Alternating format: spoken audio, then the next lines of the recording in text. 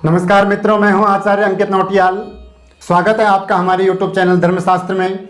जैसे कि आप जानते हैं कि हम इस चैनल के माध्यम से धर्म से संबंधित जानकारियां लाते रहते हैं।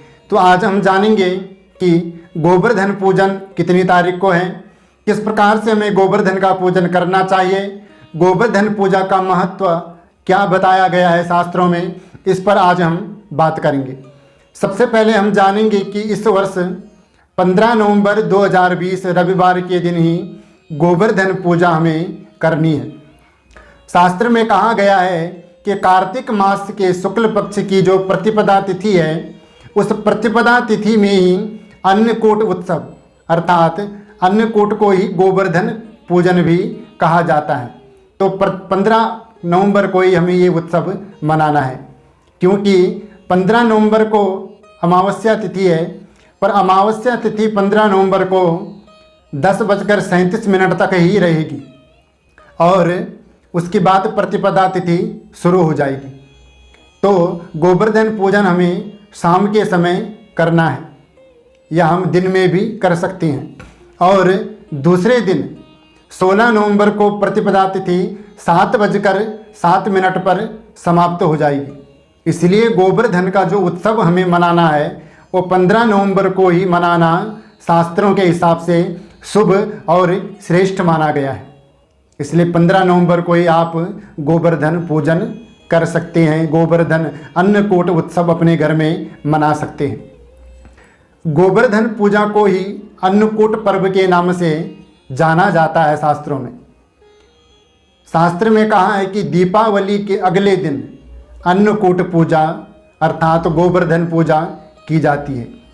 गोवर्धन पूजा में गोधन अर्थात गायों की पूजा की जाती है। देवी लक्ष्मी जिस प्रकार से सुख समृद्धि वैभव हमें प्रदान करती है, उसी प्रकार गौ माता भी अपनी दूध से स्वास्थ्य रूपी धन हमें प्रदान करती है। तो पूजन हमें किस प्रकार से करना चाहिए गोवर्धन नाथ का? तो गोबर से गोबर धन का पर्वत के आकार में एक मनुष्य का जैसा स्वरूप होता है, उस प्रकार से हमें बड़ी श्रद्धा भाव से बनाना है।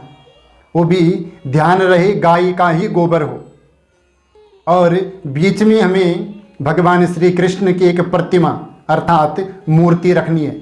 जहाँ पर नाभि होती है वहाँ पर हमें एक बड़ा सा थोड़ा गड्ढा बना लेना है। उस स्थान पर हमें एक कटोरी रखनी है, या हम कटोरी भी रख सकते हैं और एक बड़ा दीपक भी वहाँ पर रख सकते हैं। फिर हमें उसमें दूध, दही, गंगा जल, शहद इत्यादि डालकर भगवान गोवर्धन नाथ की हमें पूजा करनी है। फूल पत्ती इत्यादि से हमें गोवर्धन नाथ जी को सजाना है, उनका श्रृंगार करना है। क्योंकि शास्त्र में कहा गया है अलंकारः प्रियो विष्णु, भगवान विष्णु को अलंकार सबसे प्रिय है। अलंकार कहते हैं भगवान का श्रृंगार करना। अलंकार हर प्रकार के होते हैं, जैसे हमने फूलों से भगवान को सजा दिया, सोने चांदी इत्यादि की चीज़ें भगवान को अर्पित कर दी। सुंदर सा श्रृंगार हमें गोवर्धन नाथ का करना है। ये इनकी पूजा विधि है। अब गोवर्धन की जो पूजा है वो कब से प्रारंभ हुई है? तो श्रीमद् भागवत में कहा गया है कि एक समय यशोदा मैया अपने घर में पकवान बना रही थी दिवाली के अगले दिन। तो भगवान श्री कृष्ण उस समय छोटे थे, तो उन्होंने मैया से पूछा कि मैया ये इतने सुंदर पकवान किस लिए बनाए जा रहे हैं, थोड़ा मुझे भी चखवा दो। मैया ने कहा लाला अभी नहीं, जब जय जय हो जाएगी तब चखने को मिलेगा। तो मैया ने कन्हैया से इस प्रकार से कहा। कन्हैया ने कहा ये जय जय क्या होती है? तो मैया ने कहा जाकर अपने बाबा से पूछो। तो भगवान श्री कृष्ण ने नंद बाबा से कहा, बोले मैया सुंदर सुंदर पकवान बना रही है पर चखने के लिए नहीं दे रही है। तो नंद बाबा ने बताया, बोले लाला हम हर वर्ष दीपावली के अगले दिन इंद्र की पूजा करते हैं, जो देवताओं का राजा है। भगवान ने कहा, बोले इंद्र की पूजा क्यों करते हैं? तो नंद बाबा ने कहा कि जब हम इंद्र की पूजा करते हैं तो वो जल बरसाते हैं, क्योंकि जब हम कोई खेती करते हैं तो उसके लिए पानी की आवश्यकता पड़ती है। तो भगवान श्री कृष्ण ने कहा कि यदि हम कुछ लोग पूजा करें और कुछ लोग पूजा न करें, तो जो पूजा नहीं करेंगे उनके खेत में इंद्रदेव जल नहीं बरसाएंगे। नंद बाबा कहते हैं, बोले लाला तू है तो छोटा सा, पर तू बातें जो करता है वो बड़े बड़े लोगों के हिसाब से करता है। तो भगवान श्री कृष्ण ने कहा क्यों ना इस बार मेरे गोवर्धन नाथ की पूजा की जाए। नंद बाबा ने कहा ठीक है, इस बार हम तेरी भी सुन लेते हैं। तो जितने पकवान बनाए थे सबको लेकर चले, सारे ब्रजवासी चले गोवर्धन नाथ पे। जब उन्होंने देखा बहुत बड़ा पर्वत, तो भगवान श्री कृष्ण ने सबसे कहा, बोले अब जाओ जमुना जी से जल लाओ और मेरे गोवर्धन नाथ को स्नान कराओ। सब मटका लेके चले। जब मटका से पानी लाए तो सबके सब थक गए।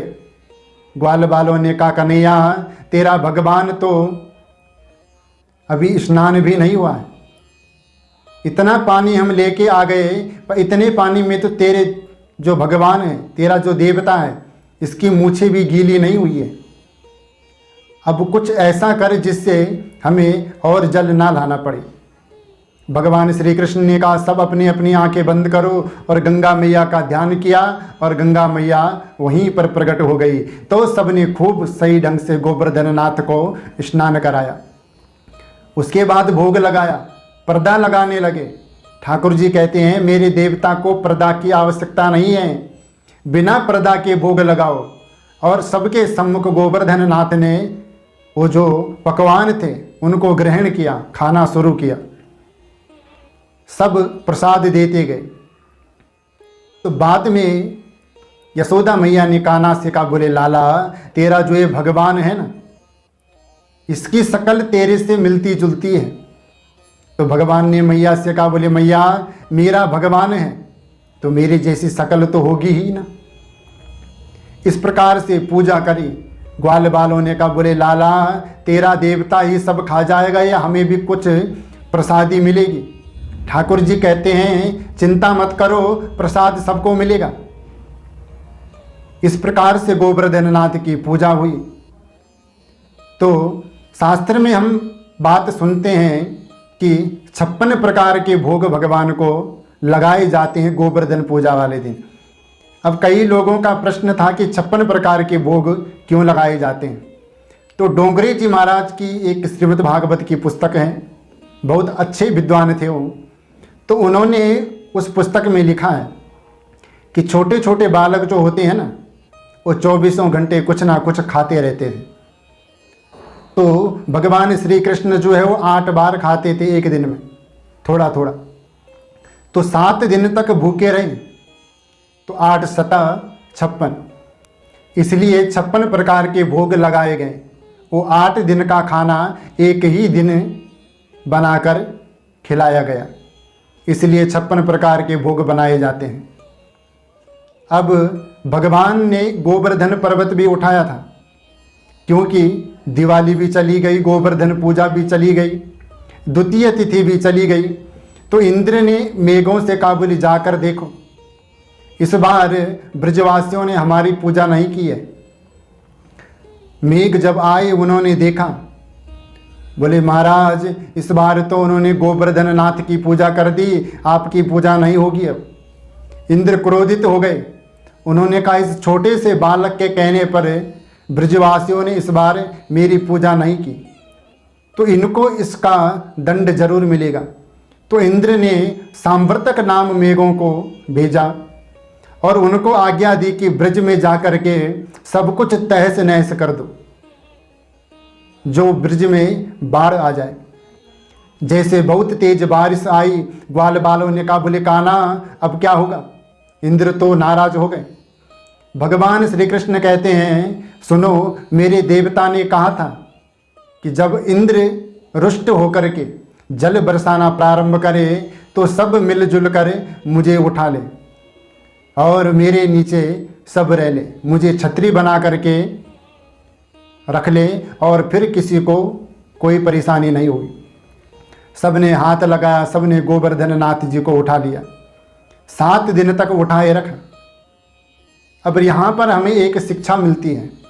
कई लोग कहते हैं ना कि ये काम तो हमने किया, ये काम हमने किया, पर करता तो भगवान है, हम तो सिर्फ एक माध्यम है। अब इतने समय हो गए, जब ग्वाल बालों का एक कंधा थक जाए तो दूसरा कंधा लगा ले, दोनों कंधे थक जाए तो सिर लगा ले, सिर थक जाए तो जो उनका डंडा है वो लगा ले। तो मधुमंगल ने कन्हैया से कहा, बोले कान्हा हम तो अदला बदली कर लेते हैं, पर लाला तुम्हें देख रहे हैं, तुम 7 दिन से ऐसे ही ऐसे हो, तुम्हें चिंता करने की कोई आवश्यकता नहीं है। हमने ये तेरा देवता को संभाल रखा है, उठा रखा है, तो थोड़ा आराम कर ले। भगवान ने कहा, सही कह रहे हो, बिल्कुल थाम लोगे। ग्वाल बालों ने कहा, क्या तू अपने आप को भगवान समझ रहा है? भगवान कृष्ण ने कहा, ठीक है उठा लो। और जैसे ही अपनी उंगली थोड़ा नीचे करी तो गोवर्धन नाथ नीचे आने लगे। ग्वाल बालों ने कहा, बोले लाला उठा ले, तेरा देवता तो नीचे आने लगा। उसके बाद भगवान कृष्ण ने फिर अपनी कनिष्ठिका उंगली पर, जो हाथ की सबसे छोटी उंगली होती है, उस पर गोवर्धन नाथ को उठाया था। सब ग्वाल बाला एक एक करके वहाँ से बाहर निकल गए। अकेले भगवान श्री कृष्ण रह गए, जिन्होंने गोवर्धन नाथ को अपनी कनिष्ठिका उंगली पर उठाए रखा 7 दिन तक। तब से ही गोवर्धन नाथ की पूजा प्रारंभ हो गई। और गोवर्धन नाथ की पूजा करने के बाद, आरती करने के बाद भजन कीर्तन उत्सव मनाना चाहिए हमें उस दिन अपने घर में। और गोवर्धन नाथ की परिक्रमा भी हमें करनी चाहिए। और संध्या काल में गोवर्धन नाथ की पूजा की जाती है शास्त्रों के हिसाब से। संध्या काल में भजन कीर्तन उत्सव मनाना चाहिए, क्योंकि जब हमारे घर में कोई उत्सव होता है तो हम खुशी मनाते हैं। ऐसे ही गोवर्धन पर्व वाले दिन भी खुशी मनानी है हमने। तो पूजा हमें किस प्रकार से करनी है, किस प्रकार से गोवर्धन हमने बनाना है, क्या महत्व है गोवर्धन पूजा का, ये मैंने आपको बताया। तो आज के लिए इतना ही। मुझे विश्वास है कि हमारे द्वारा दी गई जानकारी आपको ज़रूर पसंद आई होगी। हमारे द्वारा दी गई जानकारी आपको पसंद आए तो हमारे चैनल को सब्सक्राइब करें, लाइक करें, शेयर करें, कमेंट करके ज़रूर बताएं आपको हमारे द्वारा दी गई जानकारी कैसी लगी। तब तक के लिए जय जय श्री राधे श्याम।